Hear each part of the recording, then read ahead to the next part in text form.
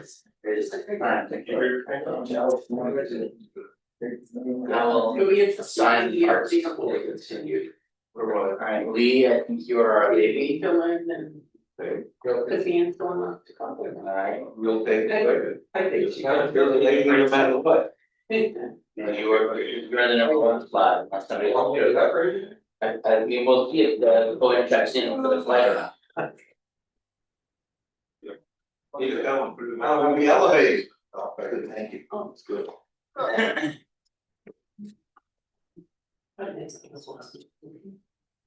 Today she was working with,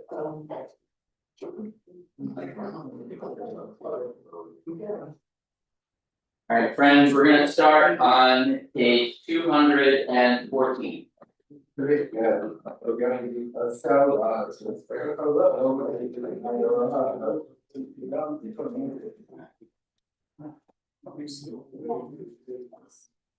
I think we want the guidelines. We also want all the reading. Okay. Your hands.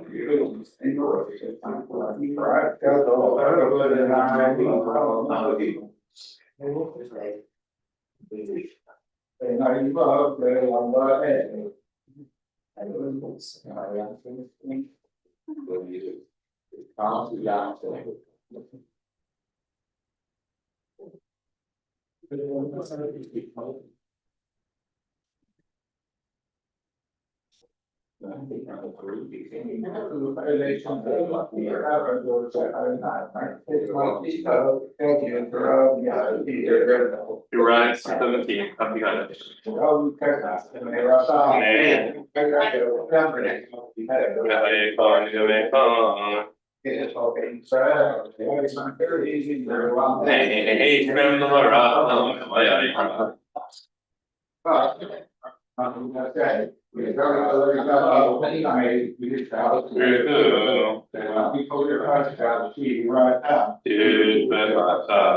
Yeah, my God, and try to be up. You're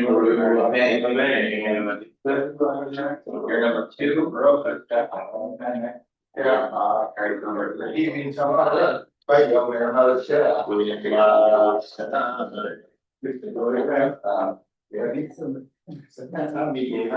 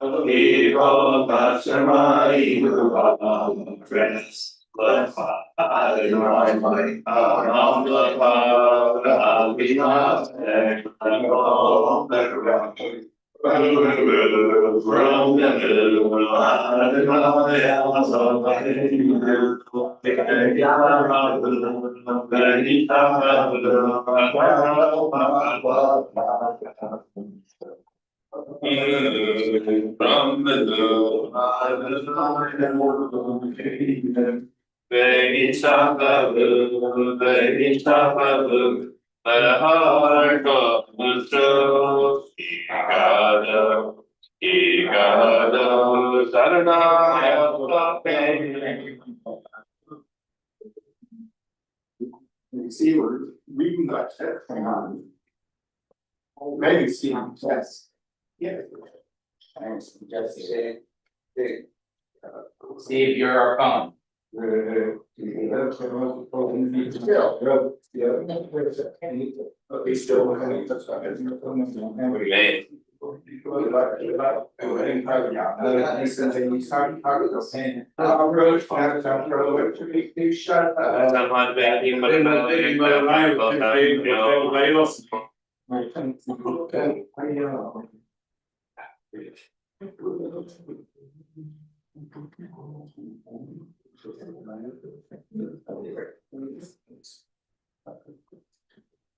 Of course, I know it's wrong.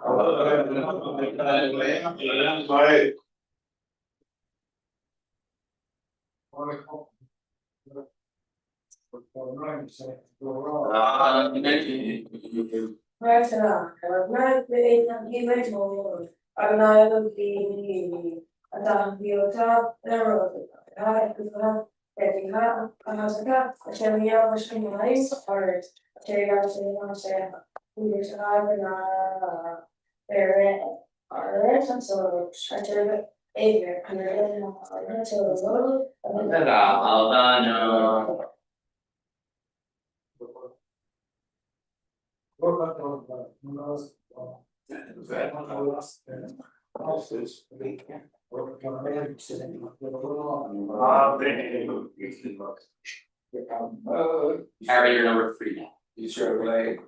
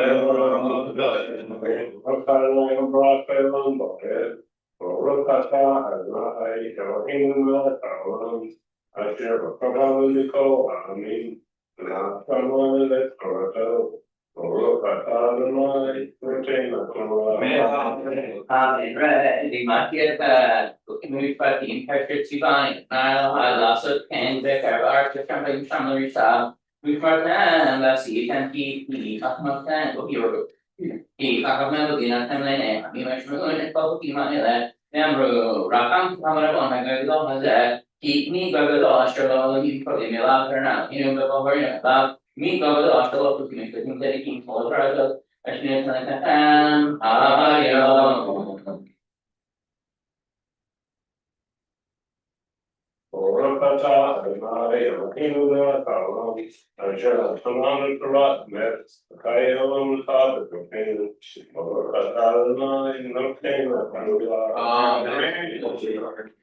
Have either of those things.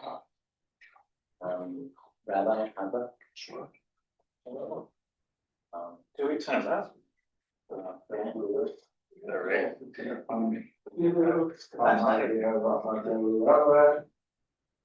We ride.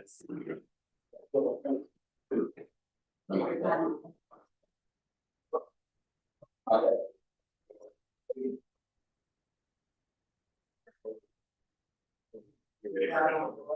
Yes.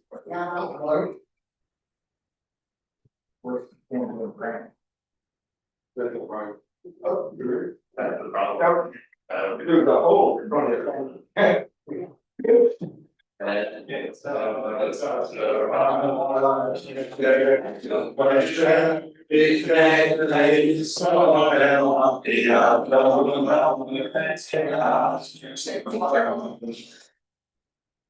It's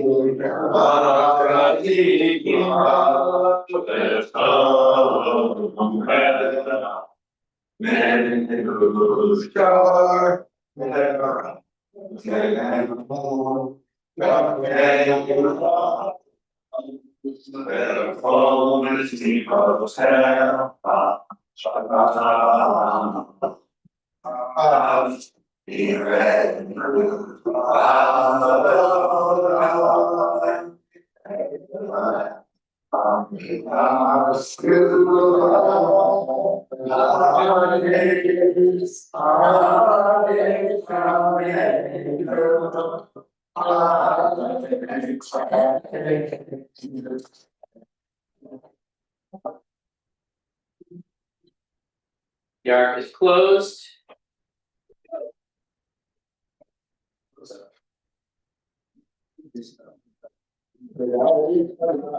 Hey, Rafa. Hey. Maybe I'll leave my blue tail. I get need to pop in travel. I'm not sure anything. You're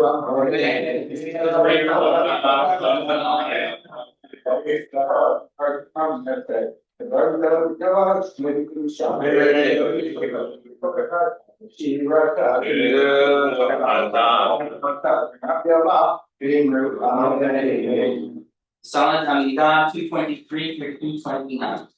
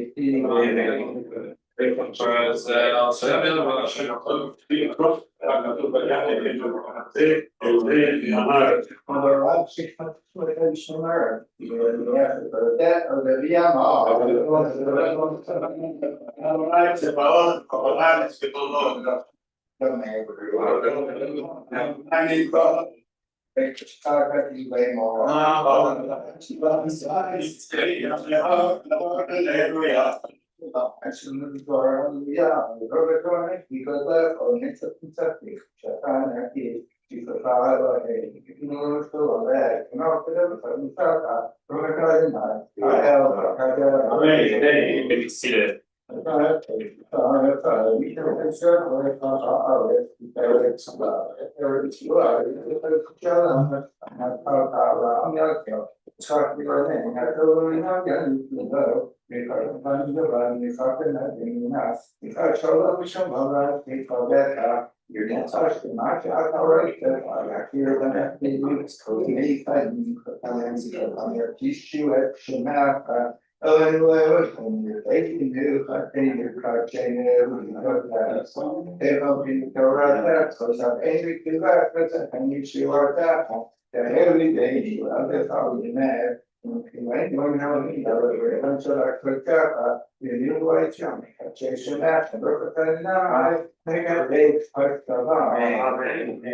We say, and I want to basically see what I share it over down, we give it that up. We do a kind of like the right, can we share on Mac, then they broke that out, and then fish, yeah, we might have to go.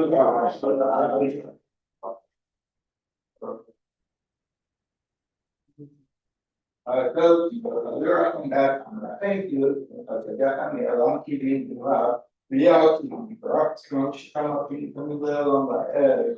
The whole thing you could tell, I go, she come in, and I sure didn't, but can you sell on the road right now? I don't know, I just saw you out of my head. I don't know, I don't know, street, I think later along, here, now, I don't know for what so long. The Toby, that's all the rest of the place, or I'll be snow that, roof, top, I don't know, red, it's a Mr. L. I shall baby. Thank you, no, yes, I don't know. You didn't know the rules, Let's skip it. okay, all right, drive. Okay. Let's see. Robbie took us to make a man. I'm going to tell you, we put. If we got each other, we're going to breathe you on the man. That's it. We don't go to Austin. Look at them, she read that. You're talking about that, you're going to be a man. They are very glad to find you. I'm just trying to see one. Oh, yes, I saw me. Well, we live. You want to do a lane? I mean, yeah, what that police. What's here?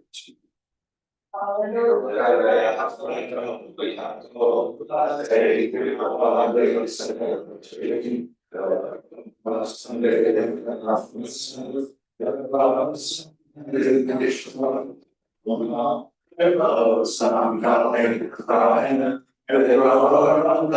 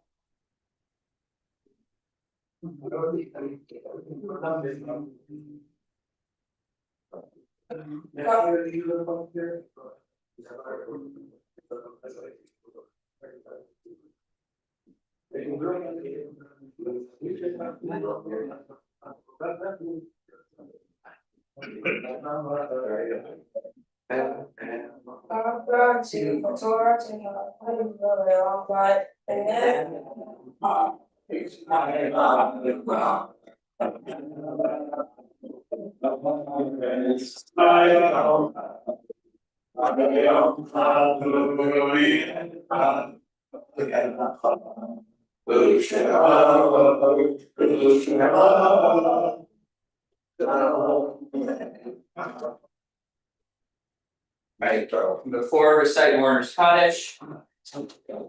We mentioned the yard sites that we are observing, we've been observing today, we're remembering the jump, Rosalie Abrams, Helen Feingold, Jen Klug, Bruce Lebovitz, Jeffrey Nobbin, Bernie Resnick, Pinkus Solnick, Simon Strauss, Andrea Tiemann, Wolfgar Skaya. Keep all those names in mind, and Warner Cottage is down on page 236. Ikadal, Ikadash, Merabal, Yama, Gibra, Jay, Yami, Maltuche. Kayagon, Yomiton, Kayagon, Ove, Israel. Kala, Yuman, Parib, and Rame. Okay, there are all Iparat, Ishabas, Ipagar, Ipama, Inate. Ikadar, Itala, Itala, Mirusha, La Ela, we call Berakata, Shirata, Tushtakata, Nekamata, Damirami Alma, Vigrami, Yehe, Samarami, Shmara, the Pain, Lina Via, Paul Israel, Vigrami, Ose Shalom, Vigrama, Via Ase Shalom, Lina Via, Paul Israel, Vigrami. May be seated. So it is sort of this odd transitional time that we are in, where Shabbat is transitioning into Tisha B'av, and Shabbat is a time of joy. Shabbat is a time of not thinking about bad things, and Tisha B'av is the opposite. And so we have a sort of process of transition. So Tisha B'av in some senses starts in about 8 minutes, 8:30 something, when the sun sets, and so after that time, we do not eat or drink. But Tisha B'av proper does not start until Shabbat is over, about 9:20 something, 9:27.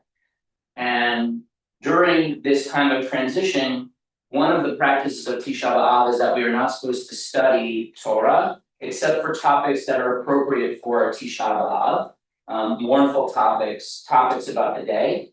And so even though it's still Shabbat, we've already made that transition. So the custom is not to study Pirkei Avot, even though the rest of the season we do. And we've prepared for about the next hour. We will have a chance to do some study based on this book that some of us have been reading. This is real, and you are completely unprepared. So some of you may be feeling completely unprepared at the moment because you haven't read the book. But I am prepared for the fact that you might be unprepared. And so I need copies of just a couple of selections, couple of quotes. And here, send these back. Please get ready to go. And if you have a copy of the book, we don't need this. All right. That's why we. And let me just kind of, normally I would do this in a more intimate way around the table, but I think we're like a couple more people and that will go well for us, so we'll be a little bit more frontal. But hopefully there can actually be some discussion. And just as a bit of a premise for those of us who may not have heard me say this before. So Rabbi Alan Lew was a very interesting spiritual figure. He grew up secular, non-observant, unconnected to Judaism. He was actually on the brink of becoming a Buddhist monk, as many of us do, when he realized that actually no, Judaism was speaking to him when he went and became a rabbi. And he actually, his first pulpit was in Monroe, New York, where Rabbi Bright was the student rabbi, and then ended up in San Francisco, which is a good place for him because he was one of those who really worked to bridge traditional Jewish spirituality and study with the wisdom and insight of Eastern religions, Buddhism in particular, and sort of a personal angle. Those of you who know me know that I, in my rabbinical scribe reading classes, was at least likely to meditate. But I went to a rabbinic retreat where he was going to be one of the teachers, and he actually passed away during the course of the retreat. So I didn't have the opportunity to study with him, and so every now and then every couple of years I will take this book off the shelf and review it, because one of the things that he does that I think is really remarkable is he weaves together really 3 different threads. So one is the thread of the cycle of the Jewish holidays, which we're familiar with, right? If you're here, it's either because I dragged you to reading Torah because you're familiar with Tisha B'av, and the cycle of the weekly Torah readings, but even more than that, sort of the cycles of our lives. Birth, death, marriage, divorce, illness, all of the different things that we encounter, all of the dramas, the traumas, the joys, and really looking at how we can see those threads woven together and how perhaps insights of daily life enrich the high holiday season and vice versa. And so each chapter kind of takes on a different step towards the high holidays, and with some thinking in mind. Tonight we're actually going to study primarily the chapter about Tisha B'av. Now you might think that Tisha B'av has very little to do with the high holidays. After all, as far as the rest of you are concerned, the high holidays are a long way off. But in fact, there actually is a very deep connection between Tisha B'av and high holidays, which is this. So 3 weeks ago tonight, it was the 17th of Tammuz, which is kind of like the lead-in, the precursor to Tisha B'av. It's the anniversary of the Jews making the golden calf. And we are told that there were 40 days, and then Moses was up on the mountain for 40 days, and then he comes back. And on the day he comes back, 80 days after the 17th of Tammuz, is when the Jews are actually forgiven for making the golden calf. If you count 80 days forward from the 17th of Tammuz, or 59 days from today, you end up on Yom Kippur. And so in fact, the refrain on Yom Kippur, Adonai, Adonai, Elohim B'Chanun, is actually the words that God and Moses say as part of that forgiving of the Jewish people. So really, even though it seems like for almost everyone else the holidays are far off, as far as I'm concerned, they're here. But really, this is in some ways the announcement, because also starting next Shabbat, and Asher is actually going to be reading the Haftorah next week, right? Yes. Oh, now you know, right? That is the first of a sequence of 7 Haftorahs that takes us from Tisha B'av to Rosh Hashanah. And so there are 3 Haftorahs of warning, there are 7 Haftorahs of consolation, and then the 11th in that series is Shabbat Shuvah, which speaks about repentance. So we are in this sort of sequence of time. And so what I want to do is maybe take you through, probably won't look at all of them because I always pick more than we need, but looking at some of these quotes from the book and understanding kind of how they might lead us.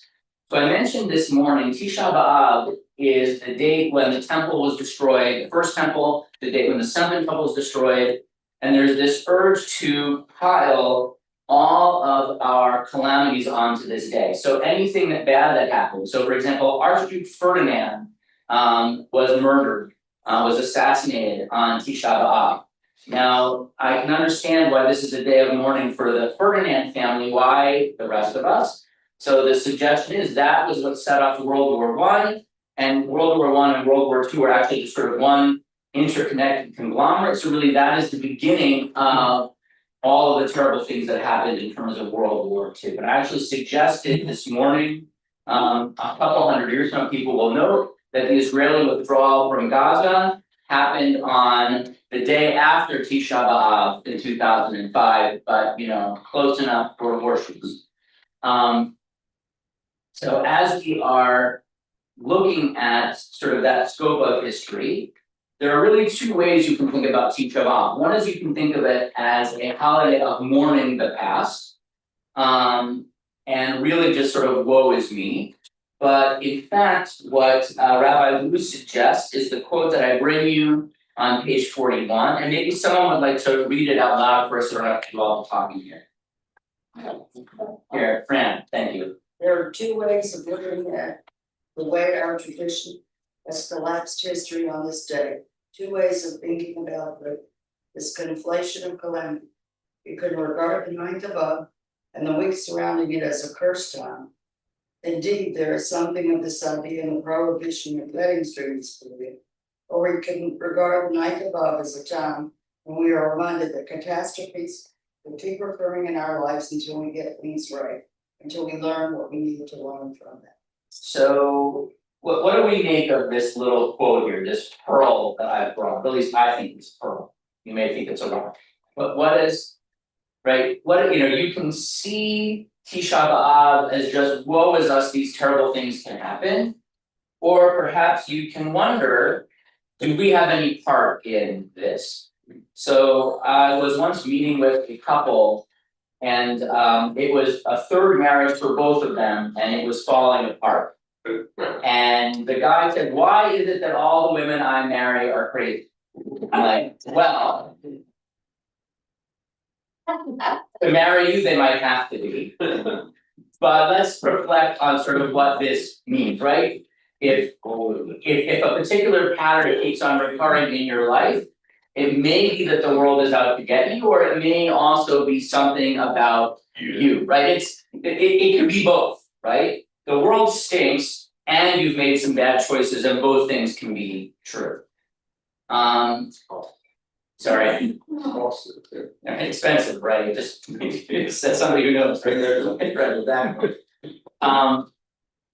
Actually just said that someone recently, look, you guys can go ahead and get married, but unless you sort this out, you're gonna be wasting a lot of money on catering.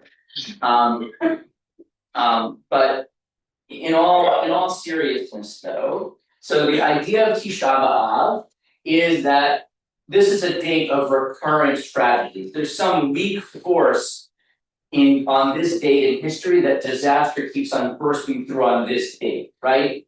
June 5th, there aren't a million bad things that happened on June 5th, right? The 17th of Teshvan was the flood, but since then it's been pretty quiet, right? But this date, kind of bad things keep happening. And one of the things that Maimonides notes, and this is actually leading us into Tshuva, is that Tshuva, well actually let's read what Rabbi Lu says, because he says it better than I could. It's somebody willing to kind of thank you, Reuben. Rambam, the great medieval philosopher and synthesizer of Jewish law, said that Tshuva, this kind of moral and spiritual turning, is only complete when we find ourselves in exactly the same position we were in when we went wrong, when this state of estrangement and alienation began, and we chose to behave differently, to act in a way that's conducive to atonement and reconciliation. What are the chances that I'm going to be in a motel room in New Orleans during Mardi Gras again? Alright. But this objection was raised. What happens if those circumstances in question don't repeat themselves? How do we make complete teshuvah then?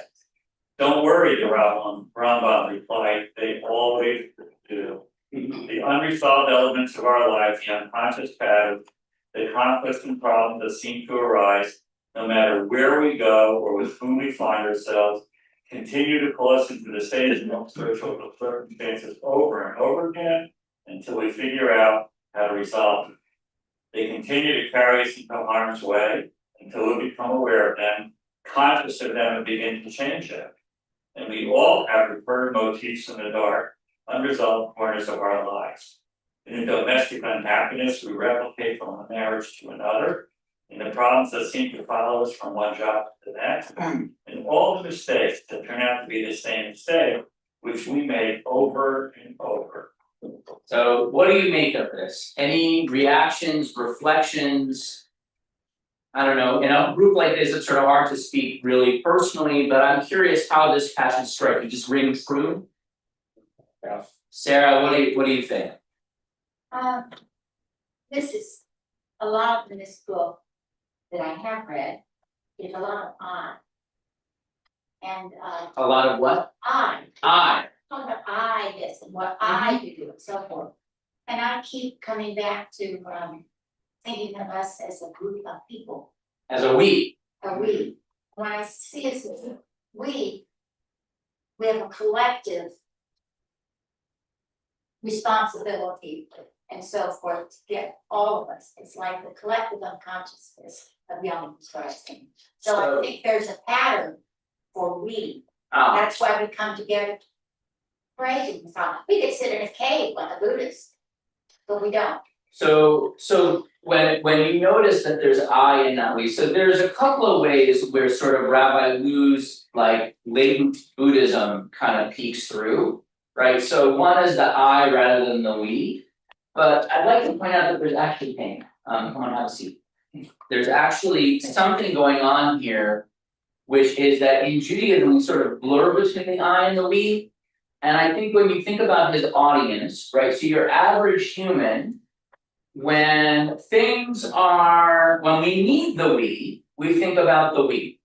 But most of the time, our first instinct is to think about the I, right? That to worry about the Jewish people, to worry about, Israel, to worry about whatever the nation sort of comes after I worry about my own service, right?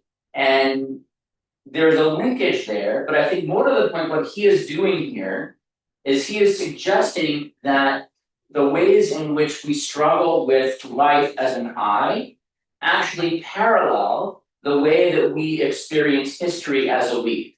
So the Jewish people continue to experience disaster over and over again on Tisha B'av, in the same way that individuals tend to experience their own repeated traumas and dramas as individuals. So he's suggesting that perhaps we can tap into our own experience as an I to understand our experience as a we, or vice versa, right? If you can understand Isaiah, you can understand I, if I can use that analogy. So you're not wrong, right? That he is focusing very much on the I, but the I is a bridge to the we, because I know my own life, right? Not everyone has read the latter books of the Bible, not everyone has read the Torah, right? Not everyone knows what Tisha B'av is, but they all know about the illnesses and stresses and relationship breakdowns in their own lives. And so we can match those two things, then we have something to talk about. And so here, we would continue from not doing. This is why Moses begins the book of Deuteronomy, the second telling, the repetition of the way, with his own version of the story of the scouts. He realizes the Israelites are in precisely the same spiritual and moral predicament they found themselves in 4 years before. The unresolved issues of their life have brought them here. This explains the second element that Moses' story and the tradition of Tisha B'av have in common, and that is the strange tendency of Moses in the first case, and the rabbis of Talmud in the second, to blame the people themselves for what happened. So some of us read Deuteronomy this morning, heard me talk about it. What do you think about his claim here? That the Israelites are in the same place 40 years later than they were when they left Egypt. Wasn't it another generation? It's another generation. So I actually think Rabbi Lou is not wrong about what Moses thinks. I think maybe Moses got it wrong. So I've had this conversation maybe with some of you about, Moses hits the rock and doesn't get to go into the land, and it's very tragic, and he fetches about that several times in the book of Deuteronomy. And what's funny about it is, if you remember in the book of Exodus, God's like, okay, hit the rock. And Moses, so hitting a rock is not in and of itself a bad thing to do, right? Sometimes you're supposed to hit a rock. Right. The problem is that Moses, 39 years later, was supposed to talk to the rock, but he kept on hitting the rock. And he actually sees the Israelites in front of him as the same whiny ass ex-slaves that he was talking to 38 years before, not as a nation that grew up in the desert ready to go into the land.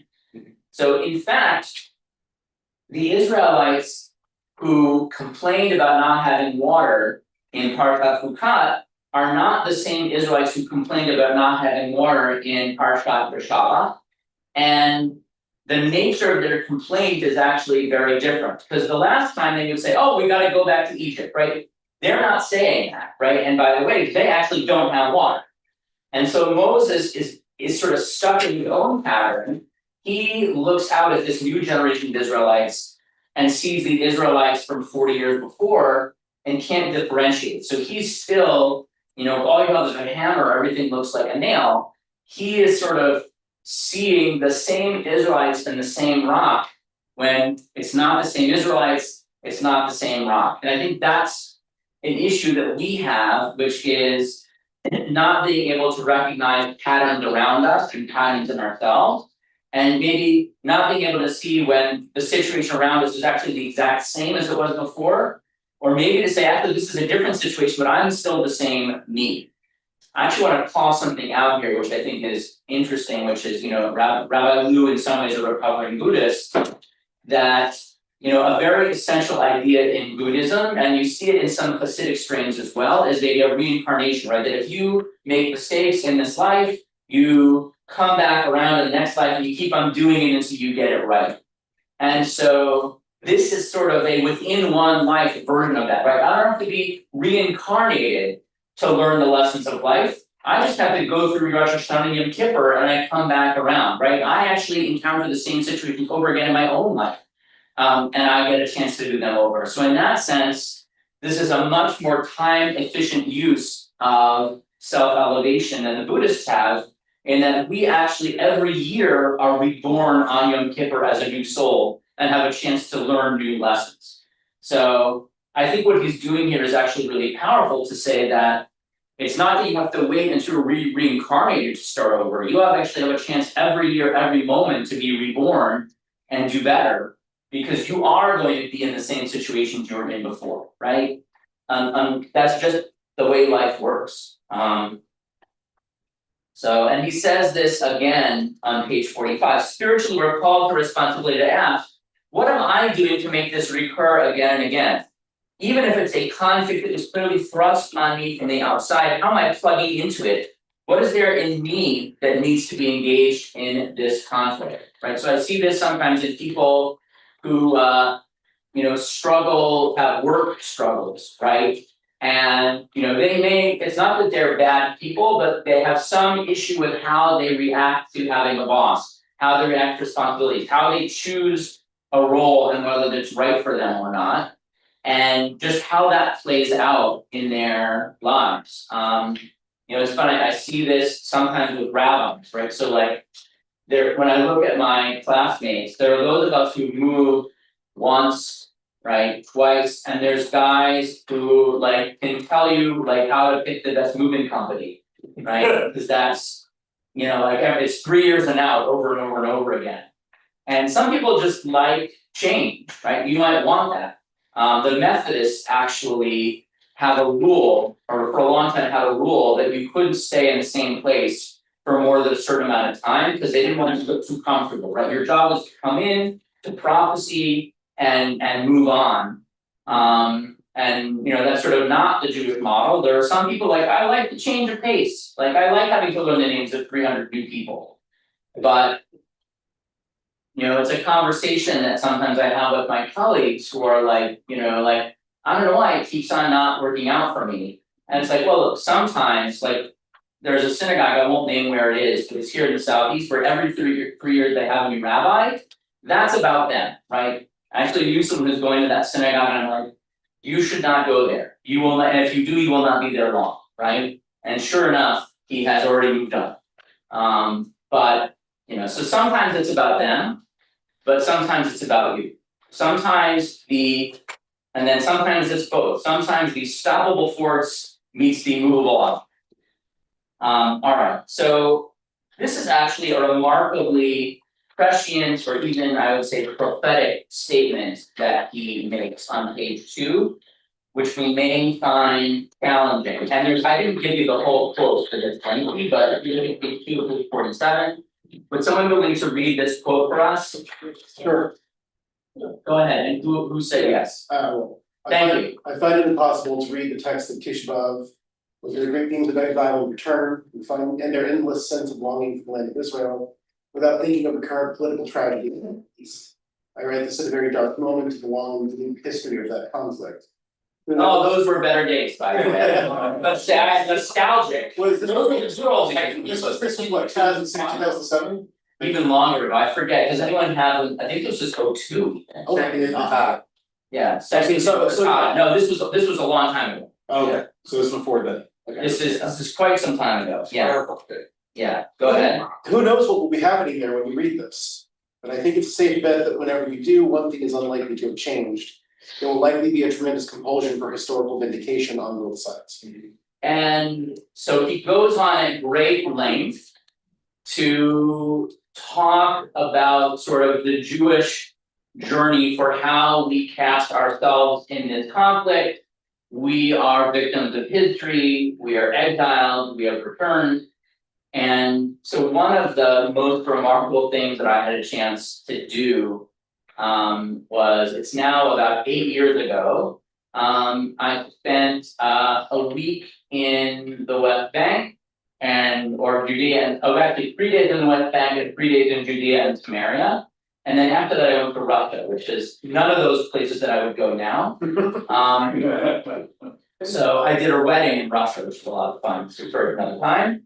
But so I spent 3 days with a group called Encounter, meeting Palestinians on their own terms. So sitting with people in a refugee camp, in a government building in Ramallah, spending a night staying over in a village outside of Bethlehem, and talking to a bookshop owner. Now, by the way, all the people we met with, by definition, are on a certain side of the line because they were willing to talk to us, right? They are not people who were actively seeking our demise, right? But definitely felt very strongly about their beliefs. And so in a conversation with one of them, so what do you want? And he said, well, actually, I want what you want. He said it in Hebrew, liot am chofshi be'artzeinu, right? To be a free people in our land, which is a nice, and so, we can, leaving aside the politics and the current events of today, that even within, when you look at sort of the Jewish groups fighting for independence in the 1940s, and there were different groups. There were some that were more prone to violence. There were others that were more prone to accommodation. There were some that were more unforgiving. There was the revisionist group, and you see some of that played out in different factions. The parallels are not identical because there are also in the Palestinian movement groups that are motivated by certain religious terms that did not appear back then, although I think we have now grown those ourselves in terms of groups that see the conflict between Jews and Palestinians as a religiously motivated one. So we have sort of grown our own of those while we're at it. But in certain ways, this conflict is about looking in a funhouse mirror. Sort of both sides, if you talk to them, use the same language to decide their struggle, and sort of look at and to talk about their reality. And so without adjudicating here, right, I'm not going to litigate who's right and who's wrong, whether all those perceptions are accurate or not. That's not what's relevant here. What's relevant here is that those versions of the stories really do mirror each other. And that basically there are things that people can't let go of. So I was speaking to someone I was meeting with someone, an Israeli whose parents were murdered in a kibbutz on October 7th. And he is actually still a very fierce peace activist. That was actually just last time I was in Israel about a year ago. Had this very intense conversation with him. So he is willing to sort of give up an awful lot in exchange for peace. There are Palestinians who will tell you, look, I have the keys to a house in Jerusalem that belonged to my grandparents. You're asking me to give that up. What are you giving me in exchange, right? So the murders of my parents, my grandparents' home, these are things that are hard for people to let go of. This is not something where money necessarily makes up the difference. So page 50 says, I wonder how many of us are stuck in a similar snare. I wonder how many of us are holding on very hard to some piece of personal history that is preventing us from moving on with our lives and keeping us from those we love. So what do you think? And Sarah, this gets to your point of the we versus the I. So look, the way that the muddled East unfolds, right? The way in this war, this is a war that's actually been going on for over 100 years. So in 1929, my grandmother, of blessed memory, was in Israel, and she went to visit in Gabron, which is a town with very strong Jewish connections. There had been a yeshiva there for hundreds of years, and all of the students were massacred. And my grandmother went to visit shortly after the massacre. In her diary, she writes very graphically about what she witnessed there. This book, and so this is 100 years that there has been violence going on. This is not a new war. This is a generational war. But we can think about, by the way, that's the war of the we, to take Sarah's terminology. There are similar things that go on in the land of the I. So I see families where there is the same conflict has been fought for generations. There are patterns of abuse, conflict, neglect, right? There's one family I'm thinking of where, there are parents who don't talk to their kids. It's like, well, what do your parents say about that? And they got very offended. Well, we don't talk to our parents. And so I'm okay, I see, but there are definitely patterns in families of negativity, of conflict that sort of will keep on coming around until someone finds a way out. And I'm not a trained therapist, I'm just someone who loves Jews, but I see a lot of things, and I often see when people are struggling, right, it's because there's actually an inheritance that they're not willing to let go. And that's, I think, what Rabbi Lou is pointing out here, which is that we're not just carrying our own tsuras. Sometimes the tsuras that we are carrying is actually tsuras that our parents gave us, and we hold on to as our greatest heirloom, a boulder that is dragging us down into the depths of the current.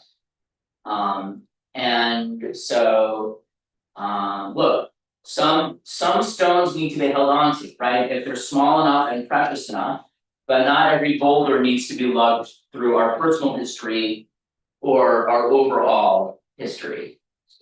Yeah. The Holocaust, all part of that. That is That's an awful big rock. That is an awful big rock. Now, by the way, right, I would argue that the Holocaust is different, but not so different. So in the 1648, there was a ginormous massacre of Jews called the Khmelnytsky massacre, and I always massacre the name because I can't pronounce it. It's basically Cossacks killed a whole bunch of Jews, and my ancestor Yom Tov Lippman Heller actually said that there should be a fast on the 20th Sivan and wrote an elegy, wrote poems mourning those massacres. Nobody fasts on the 20th Sivan anymore, right? The Holocaust for us is bigger than most. I don't know if sort of proportionally it is more or less than the Crusades. I can't do that math for you. I don't know how people are going to see it in the rearview mirror 500 years from now, 700 years from now. But I also know that life is complicated. So I don't forget who I told this to. So my son Ezra is on a trip through Poland right now, a Jewish heritage trip. Well, A, the reason they're in Poland because it wasn't safe to go to Israel. And B, there was a picture of him and one of his buddies standing in some town square, and they're davening in talis and tefillin in some town square. There are a lot of places in Europe where you can't do that, right? The fact that Poland is a place where it is safe to wear a kippah in the street, right? Or Berlin, right? And Paris is not, right? Or frankly, even New York, right? Says parts of New York, right? Says something maybe about where we are in the world. And so look, at some point, within 10 years, anyone who is actively involved in perpetrating the Holocaust will definitely be dead. And within 10 years after that, anyone who could possibly remember having been a direct victim of it. Now, by the way, when I talk to people who are second generation, right, there is trauma that is carried and justified, right? Our parents never talk, I do funerals all the time, mama never talked about what she experienced during the war, and there's all kinds of family trauma that people in the second generation, the third generation carry from that. And I can't blame them for that because of just how overwhelming that trauma was, right? It's not a criticism. Although what I'm trying to, Hasn't there been research done that there's a genetic component? so there are those who say that, like, I mean, I always say that insanity is hereditary, you get it from your children. But yeah, no, but, well, and so again, it's hard to separate nature from nurture, right? Because there's what's carried in our genes and there's what's carried in the environment of the home where we grow up, right? So whether, trauma is carried genetically, like, is a complicated experiment to carry out. Or we know there's some epigenetics, which is that children who during pregnancy are exposed to a more stressed environment in the mother, like that affects their development in certain ways. So it is possible, right, that there is a biological piece in addition to a spiritual piece. I'm not knocking that. But at some point we have to go on living our lives. And the truth is, as Jews, right, part of what Tisha B'av says is like the fact that we don't actually have time for me to list all of the traumas that we have experienced as a people and we're still here, says something about our resilience, right? But the way we carry that affects us, right? The theme of just about every Jewish holiday is they tried to kill us, they failed, let's eat, right? That is, Except this one. except this one, right? They tried to kill us, they almost succeeded, so don't, right? That's the conflict, right? But, I'm not sure, like, I'm not claiming that we should forget the Holocaust, we shouldn't. But I think contextualizing it is helpful, right? And I think the problem is that we're still experiencing it, right? The problem is that on October 7th, Jews being tortured and burned alive in their homes, right? And those hostages being released looking like concentration camp survivors, like we're already ready to see that. We don't need a lot of lead up to kind of put that into a context for ourselves. Yeah. Well, there's also, the ways in which the Holocaust has harmed the Jewish nation as a whole that have not been prepared or have not been there's a certain amount of I know that the individual people who perpetrated and who experienced will be gone eventually, but we haven't replaced the souls lost yet with the population. We haven't, there are, my family, my grandfather refused to even pass down Judaism at all to my father, and then my father knew nothing about it, and that's why I'm on my journey to come back.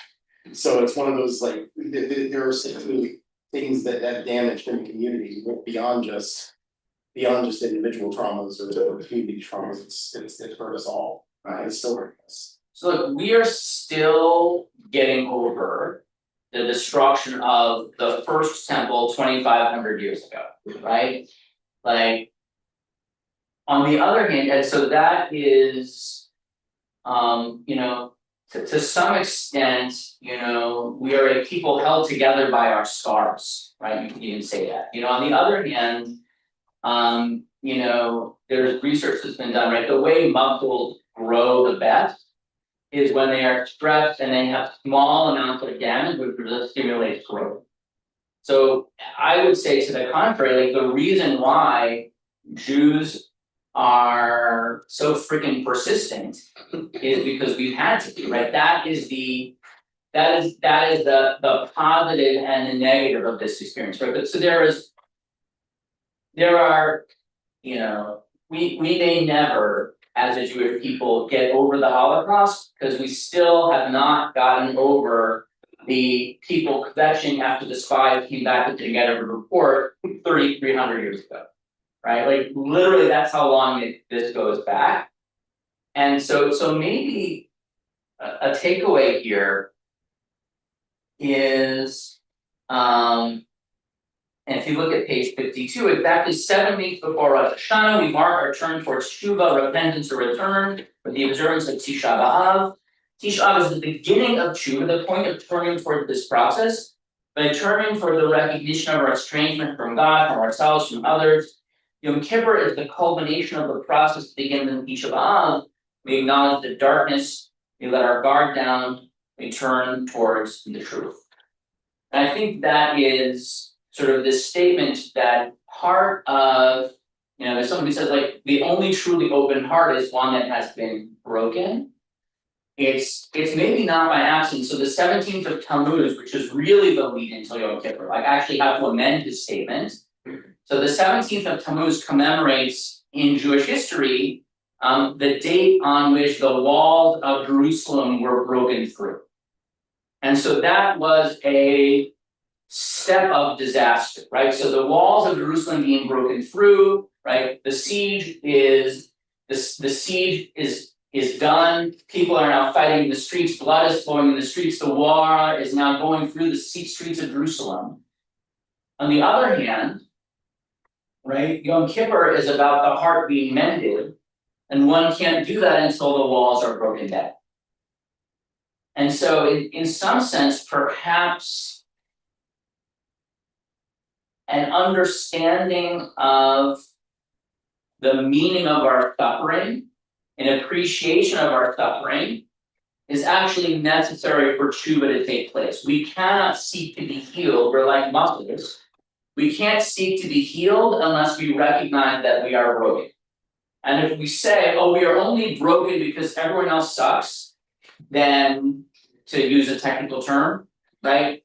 Then we don't grow, we just scar and scab over, right? On the other hand, if we say, well, wait a minute, I have been harmed, I have been hurt, can I be different, can I do different? Then I have an opportunity to grow even from something that I didn't want to happen, even something that's horrible and painful. So maybe that's a little bit of what this is. Other thoughts, comments, observations, like people that appreciate that people have been coming up. Yes, Leslie. To me, that's the crux of what I'm reading, but the temple had to be destroyed for us to get healthy. We had to reach the depths of despair to get healthy, and each individual has to see their part in it. So as a group, we can all come together as healthy. Well, and that's a great observation, right? So this is actually sort of an odd thing, and there are some modern Jewish theologians who wrestle with this in a way that I'm not prepared to do, which is that without the destruction of the first temple and that first exile was essential for Judaism to become Judaism, because up until that point, every nation in the world believed there is a God that belongs to a particular place, and when I leave that place, I go to wherever God comes along with me. The exile to Babylonia forced the Jews to say, no, we are a people whose God comes with us wherever we go. And by the way, the other thing is that in general, if you were defeated in war, it was generally a sign that your gods had abandoned you or that the other God was strong. It was really the beginning for us of an understanding, God is with us always in bad times as well as good. And this is a relationship that has ups, that has downs, that has positives, that has negatives, but it's a relationship that even when we are broken, the relationship is fundamentally still present. The destruction of the second temple, which is more connected to historical memory, we have accounts of it. So look, Judaism as we know it would not exist if it were not for the destruction of the second temple, right? And the rabbis wrestled with this, because on the one hand, right, if you read the Bible, right, based on reading of the Torah, the most important things you can do are build a tabernacle and diagnose leprosy, right? Shabbat, there's like 15 verses on Shabbat over the whole Bible. There's a chapter of unkosher animals. There's some chapters on how to be a good person. The same chapter on who not to sleep with is repeated twice, right? But the stuff that the Torah really gets excited about, a lot of it is how many rams and lambs and how much oil and how much flour should you bring along with them as you bring an offering. And if the temple has not been destroyed, right, hypothetically, that would still be Jerusalem today. That would still be the Jewish people today, and the rabbis wrestled with that. Because they actually had come up with a kind of Judaism that sort of held on to the temple, but if I can quote 30 up special, hung on loosely. So they looked back to the temple, thank you, but the temple was sort of a symbol, but it was not actually what they were doing. And the Judaism that we know it was just adaptable to like stuff that Moses could never have anticipated, right? The Judaism we know it, which is able to survive all of the horrible traumas of history, right? All these books, like basically everything in this library except for like that shelf down there, right? Only exists because the temple was destroyed. And like, by the way, we know, right, you've got like the Samaritans, right, who have been sort of hanging on and are living life as if it's because their temple was never destroyed and they never really amounted to anything. And so, you know, that's what I wrestle with, which is the rabbis, right, our services, we pray for the restoration of the temple. And to be fair, the conservative prayer book lately kind of pulls its punch, but like the Orthodox, you know, prayer book says like, and may we again bring fire offerings to you in Jerusalem, you know, and may we bring, you know, 2 cows and a ram and a goat and all of the appropriate oil and flour offerings, right? Whereas the conservative prayer book pulls its punch, our ancestors brought rams and bulls and whatever, God bless, may we come back to Jerusalem and do whatever it is now, right? So we kind of hedge a little bit, but the liturgy, right? Sorry? I skipped that paragraph. You're a heretic, I right? don't know what they're wrong. No, so this is the thing, so this is by the way an interesting thing, so the rabbis actually, our daily prayer services actually mimic, copy the services in the temple. So the morning service replicates the morning offering, the mincha service replicates the afternoon offering, and the musaf service represents the additional offerings that were brought for holy days, right? So the reason why the service doesn't end with my sermon, right, is not just because Kiddush isn't ready yet, right? But because we are remembering the temple of Jerusalem, that's why that exists. So to some extent, a Musaf service without a mention of the sacrifices sort of is not Musaf, right? That's the whole point of Musaf. Mariv is more complicated because there were no evening offerings. Like the temple closed after dark, like a national park, and so there were no nighttime offerings, but they would, in fact, so the rabbis had to come up with an explanation of why you should have an evening service, and even 130 years after the destruction of the temple, people were still arguing about whether you really needed to do an evening service or not. But we actually still in Yom Kippur have a Ne'ilah service, which replicates the service of the locking of the gates of the temple. So there is temple stuff sort of deep in there, but the rabbis managed to take the trauma, in particular of the destruction of the Second Temple, and turn it into this remarkable creativity. Now it took the Mishnah, right, which is sort of the encoding of that, was codified 130 years after the destruction of the temple, right? And so I recently realized, if you want to think about history, that we are actually further from Ronald Reagan than Ronald Reagan was from the Holocaust. Right, so remember he went to Bitburg. This is for some of you, this is like you remember this. Like President Reagan went to a cemetery where SS soldiers were buried. It was like a big deal. That like was doing this, he was honoring, right? Because by the way, that was like 30 something, maybe 40 years later. Well, that was 40 years ago in and of itself. Look, to some extent, you know, there is a canard, there's this sort of claim, oh, you know, Israel is Europe's guilt for having committed the Holocaust, right? And that's why it exists. And there are some very smart people who have said that. They are not entirely incorrect, but they're wrong. That makes any sense, right? That may be why some people finally decided to go along with it. That's not why we wanted it, right? But look, I think that those two things, the creation of Israel and the Holocaust, the fact that the two most momentous events in the last 1900 years of Jewish history happened like on top of each other is not accidental. Now, by the way, there are Jews who have still not accepted this, right? So there are certain Hasidic groups. There's a group called the Neturei Karta. The guardians of the city is how it's translated, who basically feel that Zionism is a perversion of Judaism. Every now and then you'll see these guys in black hats hanging out in Iran. Those are the guys. And their basic claim is that we should not have a country of Israel until the Messiah comes, right? And the current state of Israel doesn't meet their criteria for what Israel should be. This is now not quite the Reagan era, but more than 30 years ago, I was an undergraduate and Avi Rubnitsky was a major figure in Jewish philosophy in Israel. I was an undergraduate taking a seminar, and the professor brought him in to talk about there's a midrash of the three oaths. And so the idea was that when the temple was destroyed, that there was a three-way covenant that was made.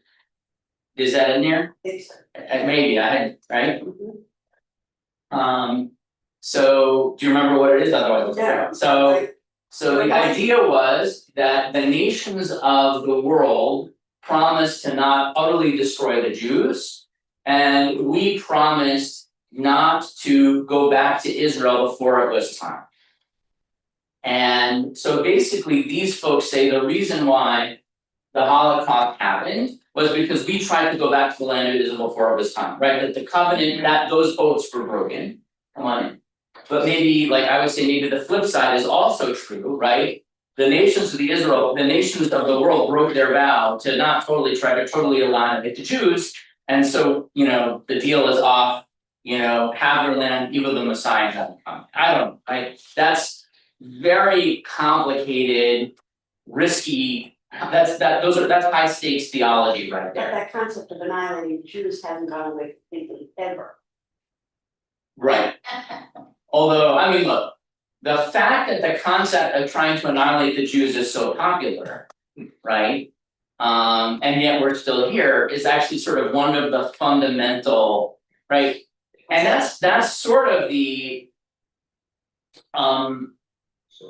that's sort of what's interesting about Tisha B'av is that we're still here to pray.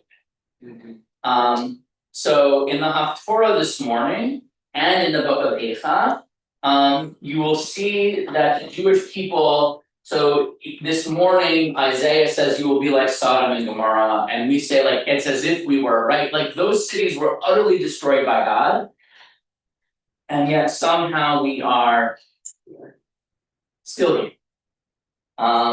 We've got about 15 minutes left. I want to do a little bit about chapter 4,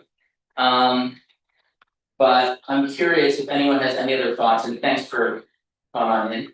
Yeah, Sam. I mean, the first point, I read that and I put the book down just to think about this. And, Great. That there's one way of looking at it as either a curse time or a time when we can try and get things right. And I wonder if I couple that with the decree that this will be a time of weeping, if we're doomed to be in a cycle of always getting it wrong. So this is where I think Maimonides and the Buddhists, each in their own way, would tell you that that is not the case, right? So in essence, a Jewish view of history, a Jewish religious view of history, is that history exists in cycles of exile, return, and distance, exile, return, distance. So we do what is wrong, we get off track, we are exiled, we are distanced from God, we repent, and we are brought back. Lather, rinse, repeat for the last 3,000 years. It starts in the book of Judges, actually even in the book of Leviticus, the curses, and then in particular we always read the curses in Deuteronomy shortly before Rosh Hashanah. Right, that is the theme of Deuteronomy, right? Deuteronomy really harps on this idea, and this is getting back to what Sarah said, that there is a sense of collective identity and we, and that we as a people will continue to go through cycles of history until, and this is what Isaiah and his colleagues bring in, there will be an end to history. Now, the problem is the end to history has been declared prematurely, like Francis Fukuyama, after communism, well, history is over. Well, so communism is over except for maybe on kibbutzim and in parts of Brooklyn, but history is definitely not over, right? The war between the West and a particular political view of Islam has been going on since like the 700s, and that is clearly still happening, right?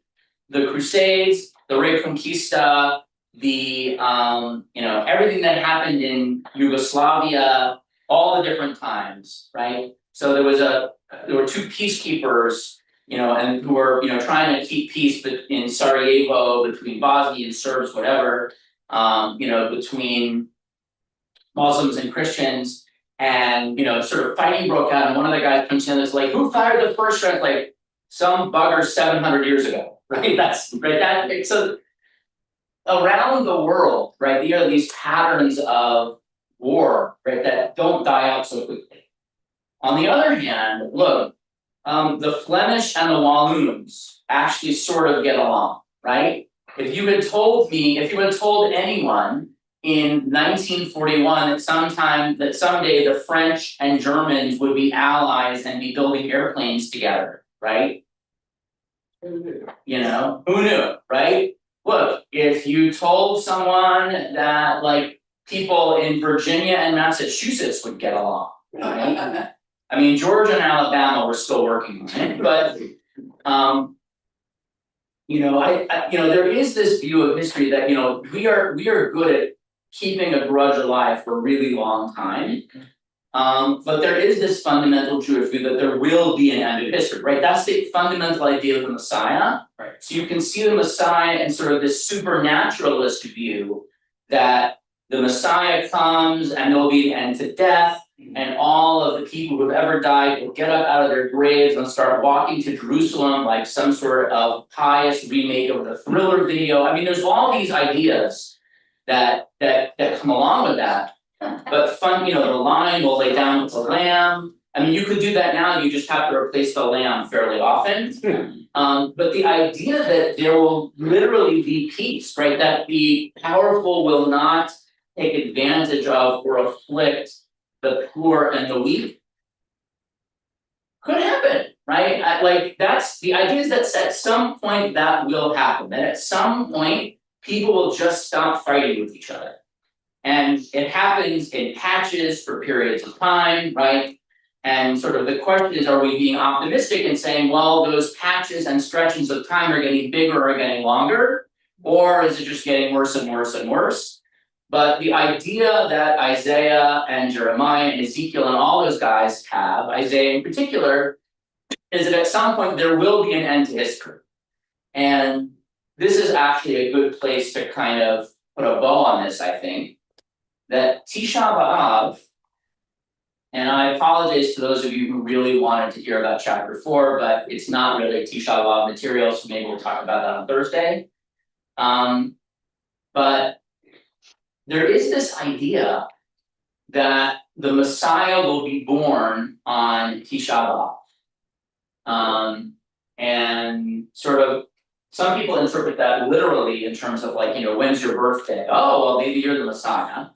But I think, the idea is that only with an appreciation of the cycles of history, only with that appreciation comes the ability to stop those cycles. That it is possible to stop a destructive cycle, but only if you recognize it. And so in that sense, the Messiah being born on Tisha B'av, you can understand in a very literal way, like actually like some guy will be born who will, be the descendant of David and all of those things. And I'm not discounting that, but on a more metaphorical level, right? People who observe Tisha B'av are capable of appreciating what an end to history might mean, right? Only if you know that you're on the merry-go-round, right? Do you have the ability to perhaps build up the gumption and the equilibrium to see if you can step off? And so, I mentioned that, I don't know, at least once this week. So earlier, for those of you who are connoisseurs of liturgy, there is a prayer Tzidkat Tzedek, which is said in the Saturday afternoon service, which is it normally is a sort of downer prayer asking for God's help, and it is omitted on festive days and on days that are the eve of festive days. So basically, you don't say it on Hanukkah, you don't say it on Passover, you don't say it on Rosh Chodesh, the new month, the day before Rosh Chodesh. But it is also not said on the eve of Tisha B'av.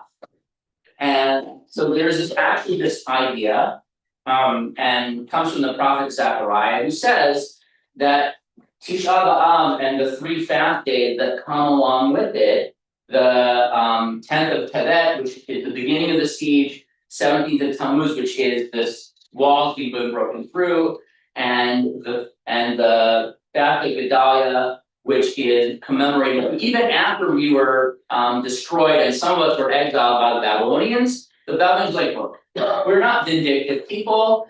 Set up a governor. He can even be a descendant of David. Just don't call him a king. And like live your lives, like farm, like just don't cause trouble. Like we burned your temple. You suffered enough. Go live your lives. And they set up a guy named Gedaliah ben Achikam as the governor, and a bunch of Jews stayed him, and then that was the end of that, and then 3 years until we came back. Those 4 dates, Zechariah says, are dates that will actually someday be days of festival. And so in fact, there are 2 explanations for why we don't say Tzidkat Tzedek tonight. We will not say Tachanun, which is the parallel weekday version tomorrow. So the negative version is you actually also don't say Tachanun when you are in a mourner. At a Shiva house, you don't say Tachanun. And this gets back to Sarah's I and me, because Tachanun is about sort of communal longing. And when I have suffered a personal loss, I can't, everyone else is depressed. And so a mourner in a house of Shiva, no. If a mourner comes to service, if we're saying Tachanun and they don't, they can't be thinking about everyone else's woe because their personal woe is too much. And so on Tisha B'av, like we're too sad to be sad, you might say. But the flip side, the flip view is that someday Tisha B'av will be a yontif. Like someday Tisha B'av will actually be a day of celebration.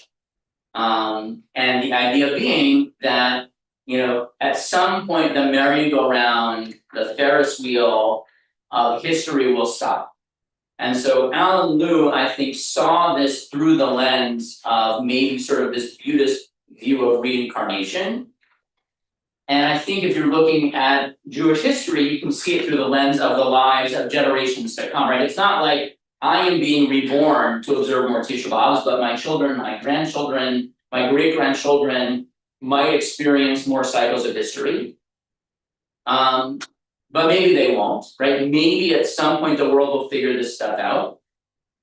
But by looking at bringing this back to the eye, the lesson of Tisha B'av, right? I may not be able to stop the world merry-go-round. I may not be able to stop the cycles of violence and suffering in the world, but maybe I have enough of a lever to change the cycles of violence and suffering and anger in my own life. Because I can't change how other people feel about me, behave towards me, right? That's them, right? I can decide how I'm gonna respond. Am I going to like basically lug around a boulder of resentment? Or am I going to carry with me a pearl? Am I going to lash out in anger? Or am I going to rebuild, right? So I mentioned earlier about Jews and Palestinians and sort of the funhouse mirror. And so, you know, Jews and Palestinians having a contest about who suffered more. That's quite a battle to watch, by the way, well, we went through this and we went through that, right? Right? So are we going to respond to that suffering by building Tel Aviv, by creating towers? Or are we going to invest in bombs and tunnels, right? And that's to some extent the question that we can ask in our own minds, which is when we experience the suffering that we cannot avoid, do we get back on the merry-go-round, or we go try to find a different path? And I think that's what Rabbi Louis is trying to teach us here, is that the cycles of history and the cycles of our lives are really in conversation with each other. So it is now time, Shabbat is over, and we are now entering Tisha B'av. And so we're actually going to use here. Well, I'm gonna call you that this book is going out now.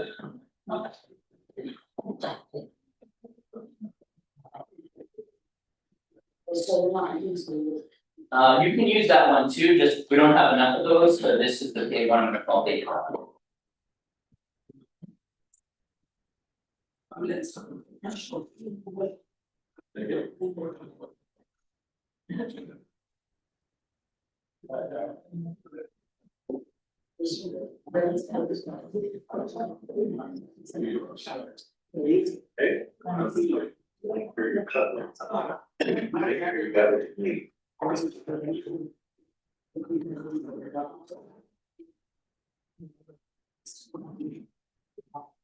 So some traditions of Tisha B'av.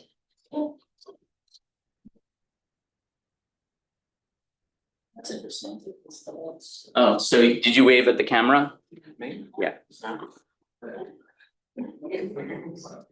I didn't know, it's weird. Yeah.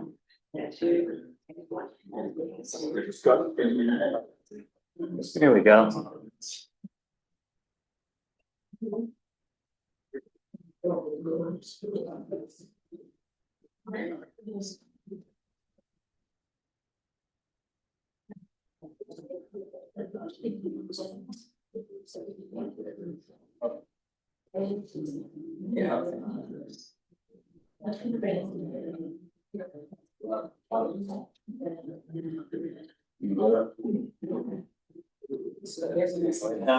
So we have the tradition that we actually take down the parochas over the ark. As a sign of mourning. People will also avoid wearing leather shoes. People will also observe by fasting, by refraining from bathing, from what my father used to refer to as marital relations.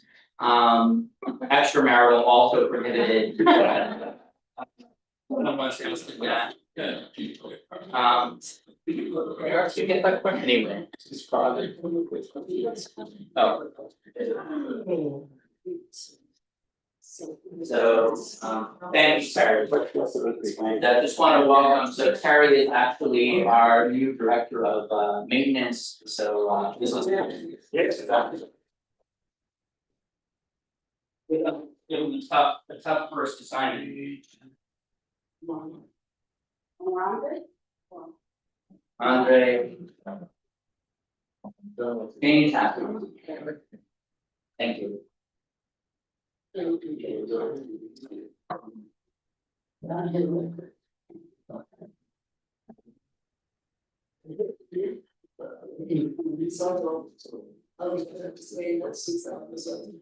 we're gonna close the arc.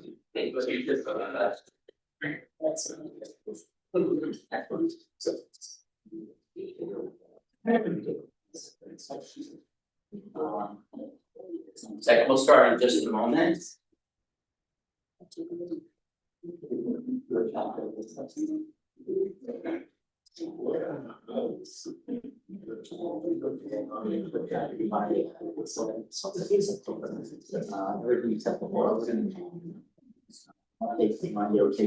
Okay, to see if anyone wants to actually.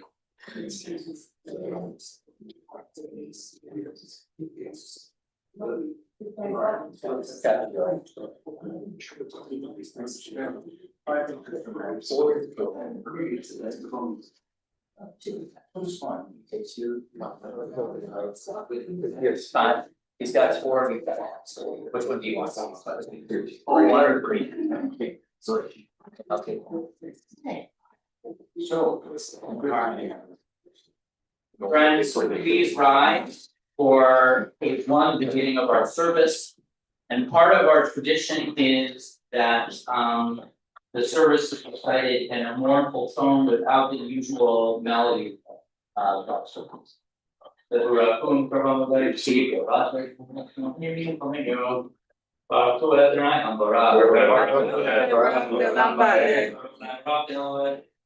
you can see it. El Kayam, Kami Makam, Lebrokman, Amari, Kurabi.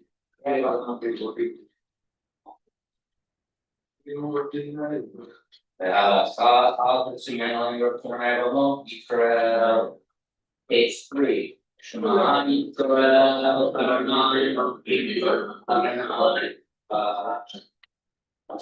the outside, all of that, you already made that, okay, stop, I don't know that. Keeps it up, takes that, I will have to cover there, across the map. We'll say that, we'll finish and, so they can't probably be sure. Page five.